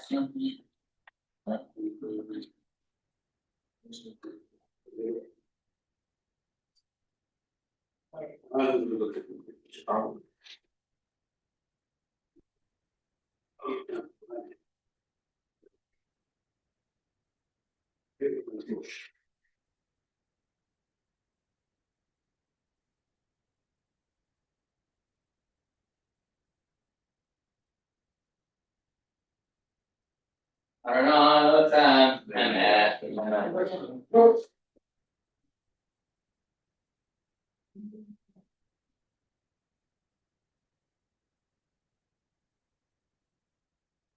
Page seven.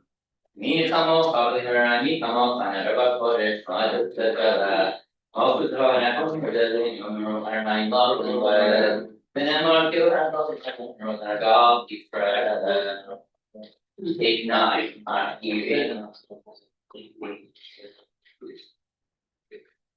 Ushmore sixteen voting on Israel please rise for the half Kaddish page 11. Ikada, Shmiraba, Yaman, Ibra, Teva, Pai, Parnamon, Pekka, Pane,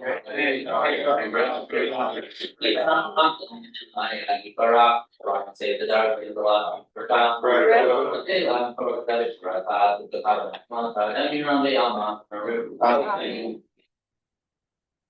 Pages 13 through 21, 22, the Psalms of Nidam, adding the passage as well for the standard Kabbalah.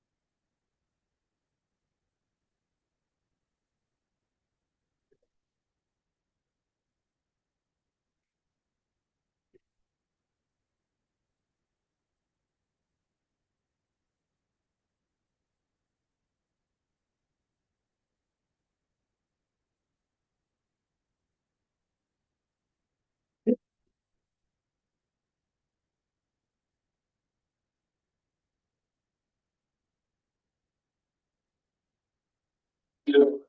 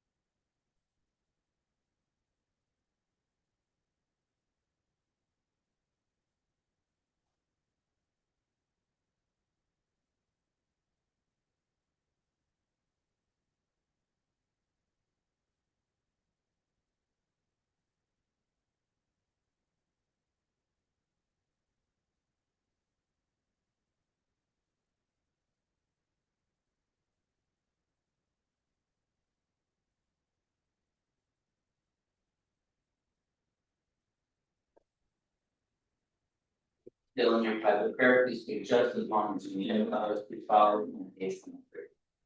Mani Bhakti Riteva Riteva Haya Pon Yo Pon Riteva Srava Amen. Para Tisha B'av Services. Everybody love your count.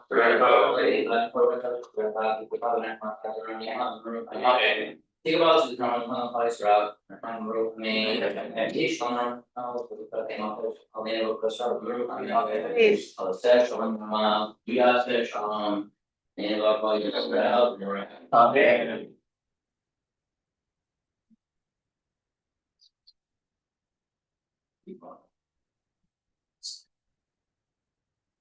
We leave most of Kabbalah for tomorrow night. We recognize the power of flame, Rupa Karanai, and the Kamakalongo Re Mire,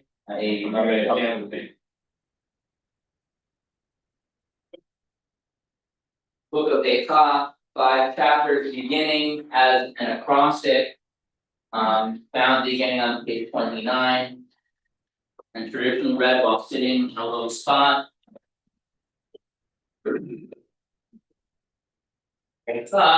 Yashvavada, Avirabhatyam, Aita, Gwehanama, Pravati Bhagavim, Tarati Bhambinan, Aita, Nama, Bhakotita Balaya, Padimata Alakya, Kemanakami Koveta, Proeha Bhakiva, Ayuva, Kodini, Gautai Tani, Onirabhavada, Him Yashvavavim, Velamata Manava, or Besigua Venamitsarim, Darke Sion Avelo, Mi Priva Emoe, Koshariam, Tomini, Moanenan, Enakim, Betulan go, Marlava, Hayro Sarah Rosh, they have Shalu, Kiraiboka, Alo Shea, all of the Akushri, Lifne Summer, Wait, Sandy Vasion, Bohadara. Hayusare, Akaya Limo Matsuma here, they approval of party, never day. La Fry Rushalai, Ime Onya, Umrudea, Homa, Umrudea, Shagimine, them. Queen Paul, Amaria Sar, Venozerla, Ralu Hatsarim, Safaku, Al Mishpatea, Chetala, Fataya, Shalim. Ahem Hidayata, Kalmatadea Kiziluha, Kiru Erbata, Kaminenha, Katashalahor, Humantalishula, Lozafra Afarita, Svateric Lagi, Emanate, Prearma, Etoni, Hidi, Oye, Yado paras sara komachamadeha.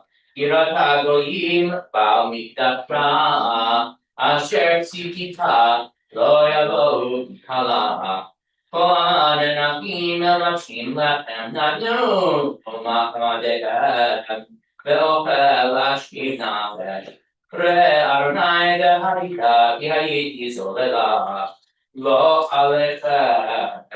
Obreda Abituru in Yeshmachov Kamachovi Asher Ulali Asher Pogarna Yom Karnapo Mimaron Shalom Keishpat Motai Yere Dena Pira Dena Paras Rata Daraglai Hashivani Apor Netanani Shamama Boyom Tavaha Mishkol Bishi Pishai Deado Yishtarku Alu Sabari Shokoli Tetanani Adonai Bede Akaon Sila Palirai Adonai Tukirbi Karala Moen Mishkor Bakurai Gata Adonai Mikula Batiuda Al Ele Anegokia Eni Yordamani Kira Bakimeni Menachem Meshinashi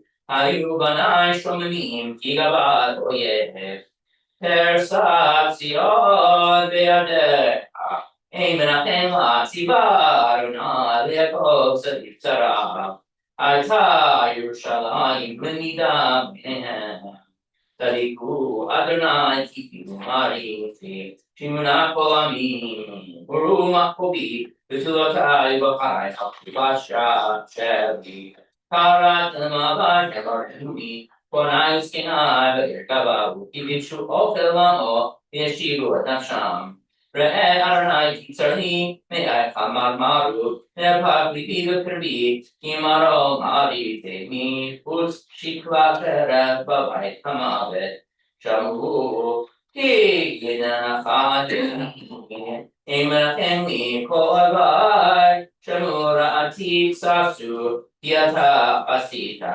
Beta Imparati Kamuni Tabo Koratam Paneto Lelamo Kasher Kolalka Li Al Bishai Kirabot Arkotai Philippi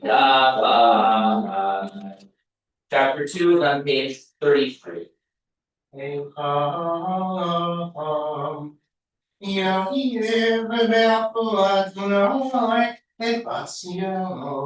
Mishlit Mishamayim Eretz Tiferet Yisrael Lo Sapar Hadom Raglav Biyom Havo Ladnai Bilo Kamal Ei Kodel Yaakov Horas Piebroto Yitzrei Vajudah Yavaharet Hillel Mamlaka Visorem Gadol Authoritav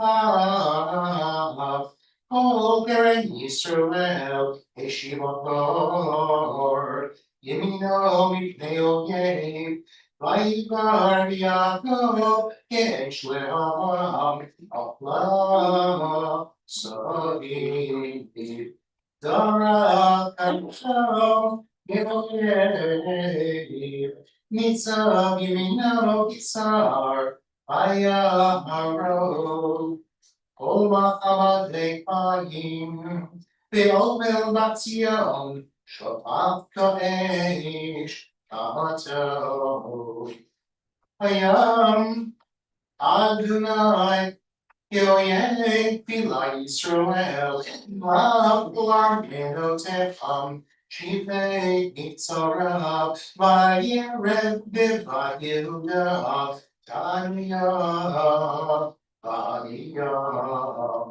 Vayapnos Kadam Yo Shivei Moado Shikach Adonai Tzion Noei V'Shabbat Vayihaz Pisam Avlo Melech Lepohem Zanav Adonai, Mizbecho Yermidasho, Mizir Biat Oye, Omod Armedoteha, Lord. Lubeit Adonai, Iyom Obed, Kashav Adonai, Lehashkit Omakatziyav, Natakav. Lo ishim yado mi baleam, Yapaya be'otel v'choma, Yatavu lalu, Tavu v'aretz shiream, Ibai b'shiba grepeha, Malka v'sareo v'adonim ein Torah, Gam b'v'yeham, Al-Matzbu chazon, Me'adonai.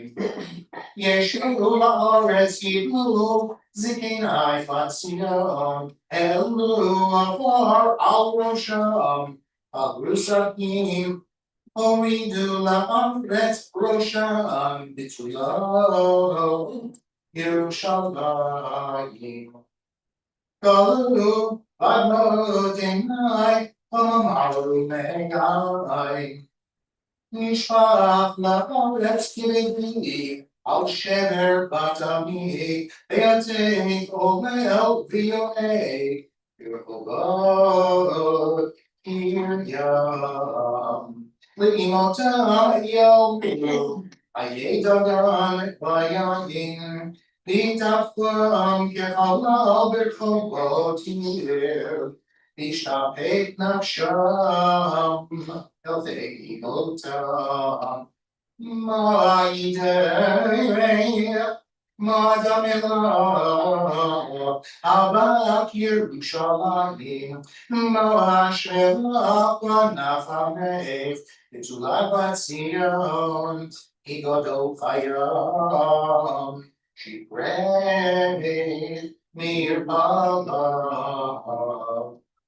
Maybe I give Azula Kavital Elohimu Alamed Loshim Shirute Vaetezula Mas Otesham Umatu Higim Safu Alayim Kolofre Tere Sharku Vayon Yurosham Alba Yerushalayim Hazel Tamir Sheyomru Elijah Fili Sos with all hearts, but to Olayim Bihem Koi Vayir Sharku where Haku Shay Amru Biladu Akshayo Shetivinu Masaru Rakinu Asadunai Asher Samam Titsa Imrato Asher Zibani Beketem Oraspilo Famal Vaisama Falayiv Oye Irinim Karen Sarai So Agliba Eladunai Oma Patsiam Oriti Kanavaldinayam Valailam Altitni Fugatlav Altidam Batapene Gumi Gumi Valai Lalem Rosh Ashmiro Kipni Chamayim Rebeit Kelfav B'nei Adonai Sa'im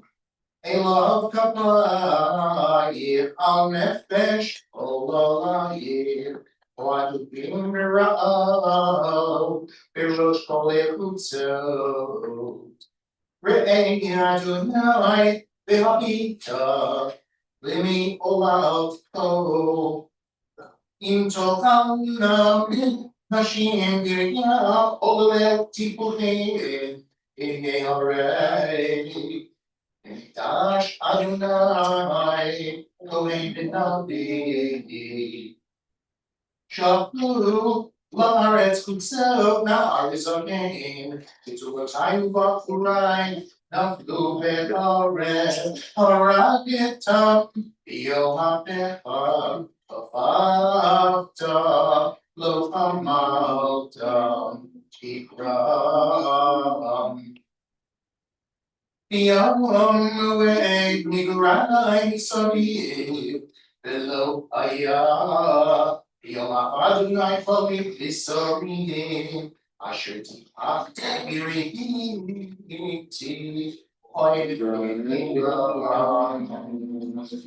Chapter 3, page 37. אני הגבר העני בשבט אברתו, וקנא עלי הלך, ושפל אור, אך בישו יבוא כל היום. תפילה וקרי ויורי, שיברת נותי, בנה עלי ויעקב, ראש תפלה, וחייתי הושיבני, ומתי עולם. And Abba Eloy say, Feed Nechashti, Gum Piers Ab, Veashavea, Vatam Filati, Vedardra Pavagati, Epilotai Iba. Do Orenduli, Ari, Mistarim, Rachel Shaveh, Leifani, Zamani Shamem. Darach Kashtaviatzi Veini, Kamataran Lachet, Ebim Yotai, Bnei Ashpato, Haiti Choami, Nikinatam Kohayom, Ispiani Amrorim, Ivani Lana, Vea Grace, Bechatzachina, Pishani Be'efer. Vatina Mishalom, Rashima Shiti Tova, Vamarava Mitchi, Vitochauti Menai, Yehor Anyim, Riki, Lanava Rosh, Dahor Tifor, Vatashia, Alaina Shi, Dot Ashim Alibi, Alkane, Ophil. Hashanah, Kilo Tamdu, Kilo Salurachamav, Hadashim Labikarim, about Eminat Techa, Velkianai, Alanashi, Alkano Filo, Tovenai, Love, Nefesh, Ibrashanu, Tobiacho, Dimam, Lichuata Denai. Together, Kisao, Pirav, Vishebada, Rizom, Inatava, Iten Bafar, Pipu, Laye Tikva, Itenuma, Kailefis, Avakarpa, Kidlays, Nakwil, Amadonai, Iroga, Yukam, Kiro, Kasadav. Kilo inabes miliko viaglev zeish. Vidake kacharaglav kol asrei eretz. Lahayot mishpachal yer neged pnei yom. Va'avei adam riva v'adonai l'ra'a. Yizeh mor v'atehi adonai lo tsiva. V'piyol yom. Hey, our outfato, I one, Adochai, Gever Achatav, Not Basad, Rachain, Vinach Torah, Vinashivad Adonai, Nisam Ramein, El Sapayim, El Bashamayim, Nachnu Pashanim Marinu, Akalos Alafta, Sakota Ava'af, Tirdelvenu, Arakalo Hamalta, Dakota Vanama, Feavort Filah, Lima Oath, Many Baterev Amim, Patu Alenu, Bihem, Koloi Venu, Hacharafachat, Ayavanu, Shefa Shaver, Alimayim, Terad Imi, Al Shever Bat Amri, Egini Gravaki, Namein, Afukot, Ayashki, Fayran, and I Mishamayim, Eni Olam Nafshi, Mikol Nekiri. So Tadinipati Por, Oivasinam, Tantiva Por Chayai, Yadu Eben Bihi, Safimayim Aroshi, Yamarti, Darti, Karati Shikadunai, Mibor Tafiot, Kolisha Mata, Ata, Larapati Shabati. Rautaviyam ekra eka amarta altira Rautadonai Rivena Shigauta Chayai Raitadonai Avaitasi Shata Mishpatai Raita Kolik Matan Komashvotam Li Shamata Kirpatam Adonai Komashvotam Avai she take my regionam, alai kolayam. She tavaki martam nibita, ani manginatam.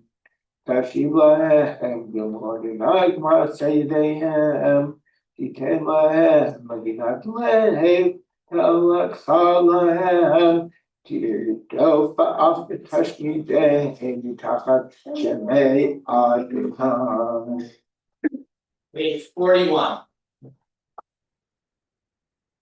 Ayuazam, Ifnei Keten Hado, Yashtifeni Avnei Kore, Peros, Kos Venetior, my Haikeri, Nasulai, Mikas, Epanach Shevu, Teres, Kama Seyere, Gam Darim, O Shed, Tuzen, but Ami, Lerafra, he came, never me, but the Krishon your head, before they put some Oralim sha'alu lechem, orezein lachem.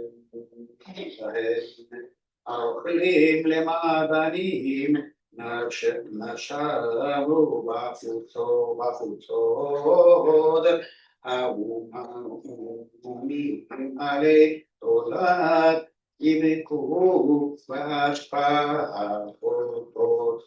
Agedal avon babami mehadat selo ahufcha kemorava velo halua hayatayi zafu lesgrea mishelek zaravu bechalav adamu etzem nihnin sapilis batam Aflaha Ishhodaram Lo Nigru Babutsot Tafar Ora Atamam Yahweh Shayakadetz Tobi Mayu Hallele Chere Hallele Ra'ab Shachem Yazeru Medukadrim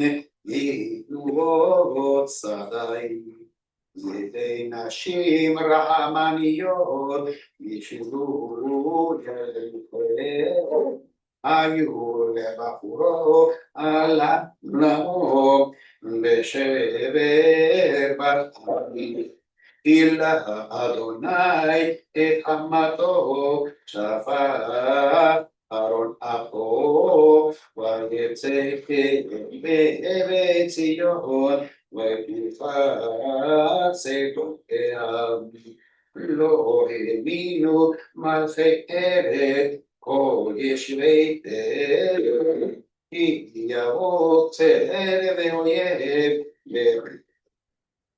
Shal Ve'oyev, בשערי ירושלים, מעלות נביאיה, עוונות כהניה, השופטים בקרבה, גם צדיקים, נעו עברים בחוצות, לכל ערוף בתם, ולא יוכלו יגנו בגבולכם.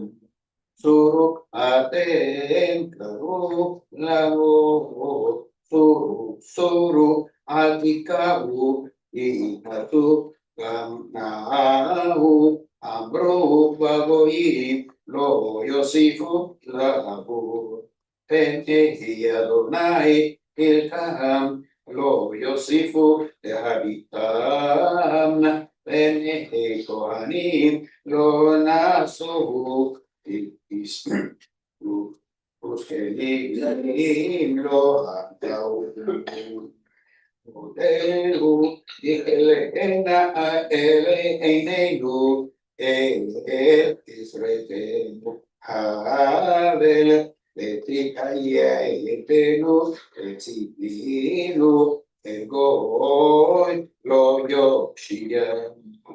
צדוק ידינו מלאכת ברכותינו, קרב קצינו, מלאו ימינו כי בקיצנו.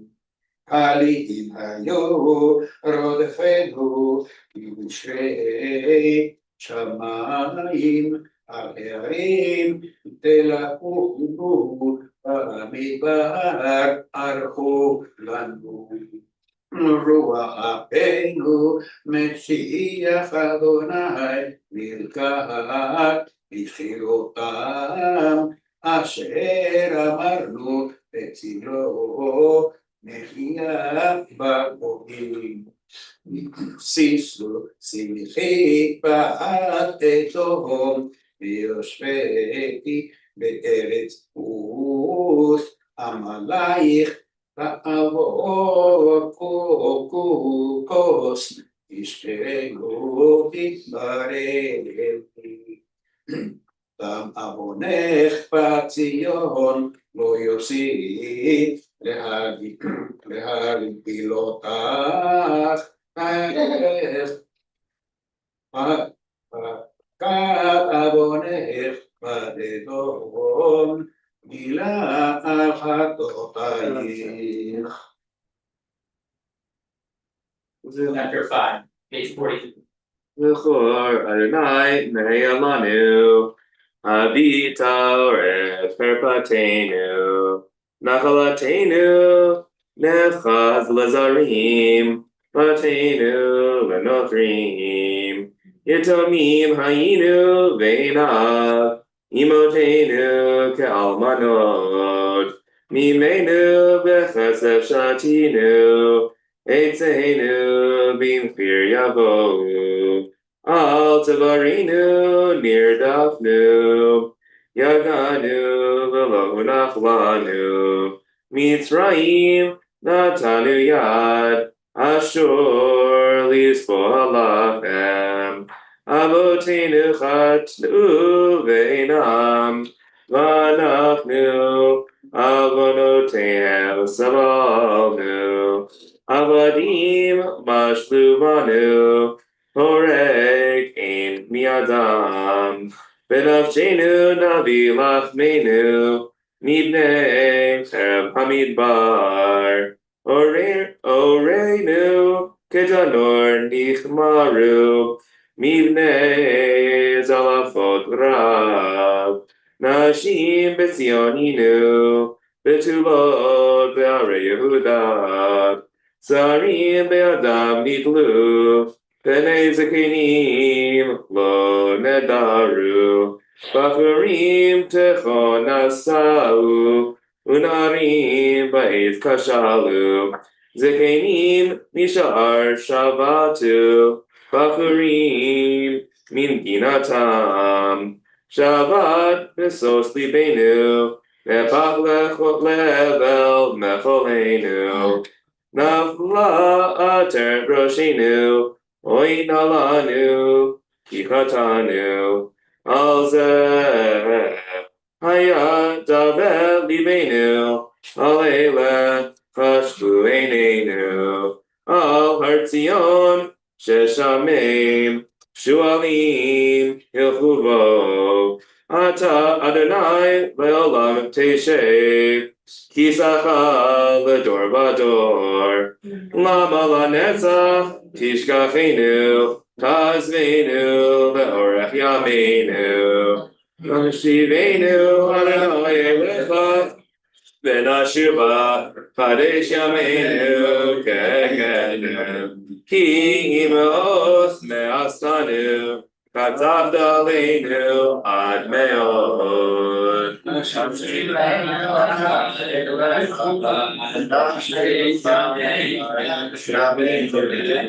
Hashivenu, Adonai Elecha, Benashuba, Kadesh Yameinu, Continue on page 48.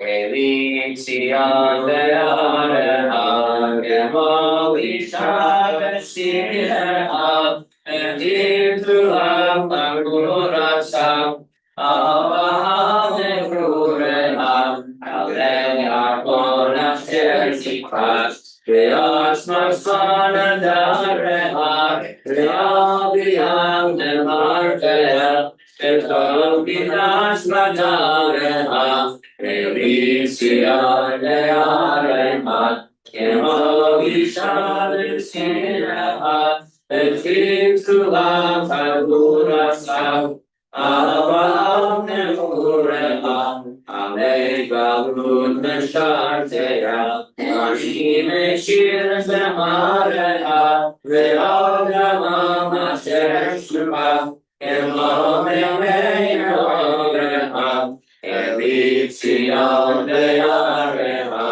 Gemali Shabbat Sireha, Ve'im Tulam Adorasai,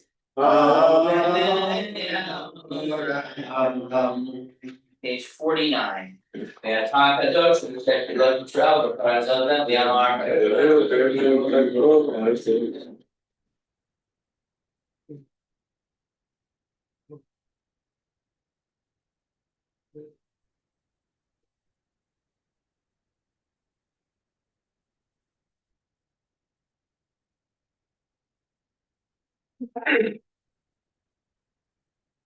Prohibited, to the top of their cat butter knife, and I covered some on sheet focus throughout the deer.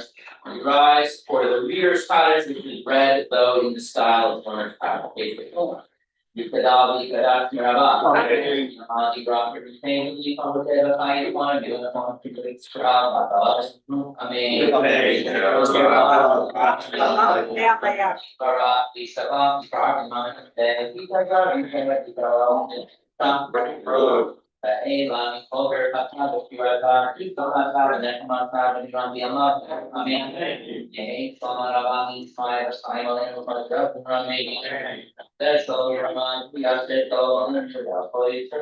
Album room and I think 53.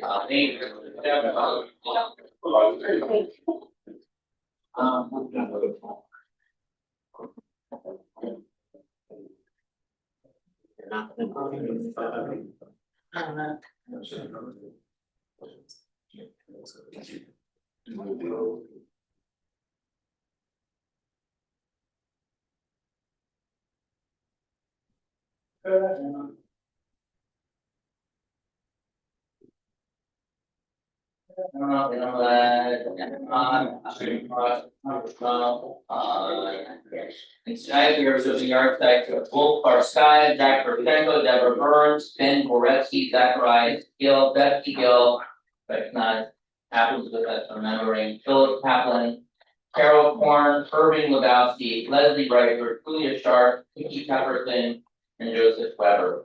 Warner Cottage on page 55.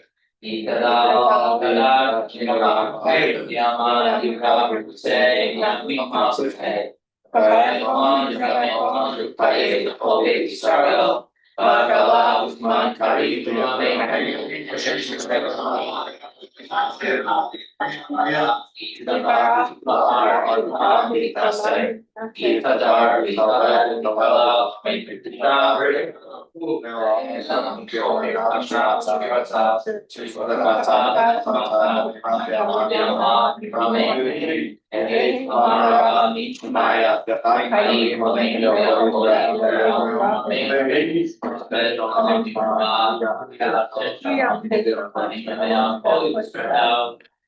Okay. Concludes our service. There's a tradition on Tisha B'av that we refrain from greetings, that we take this day to look inward, so as we depart, we can acknowledge that we're here together, but save our joyful greetings and friendship for after the holidays.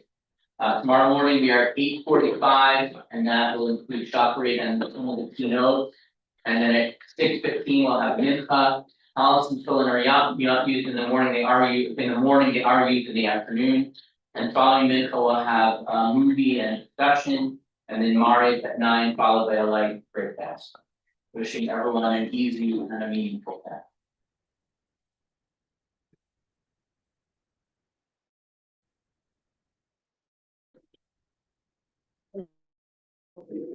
One.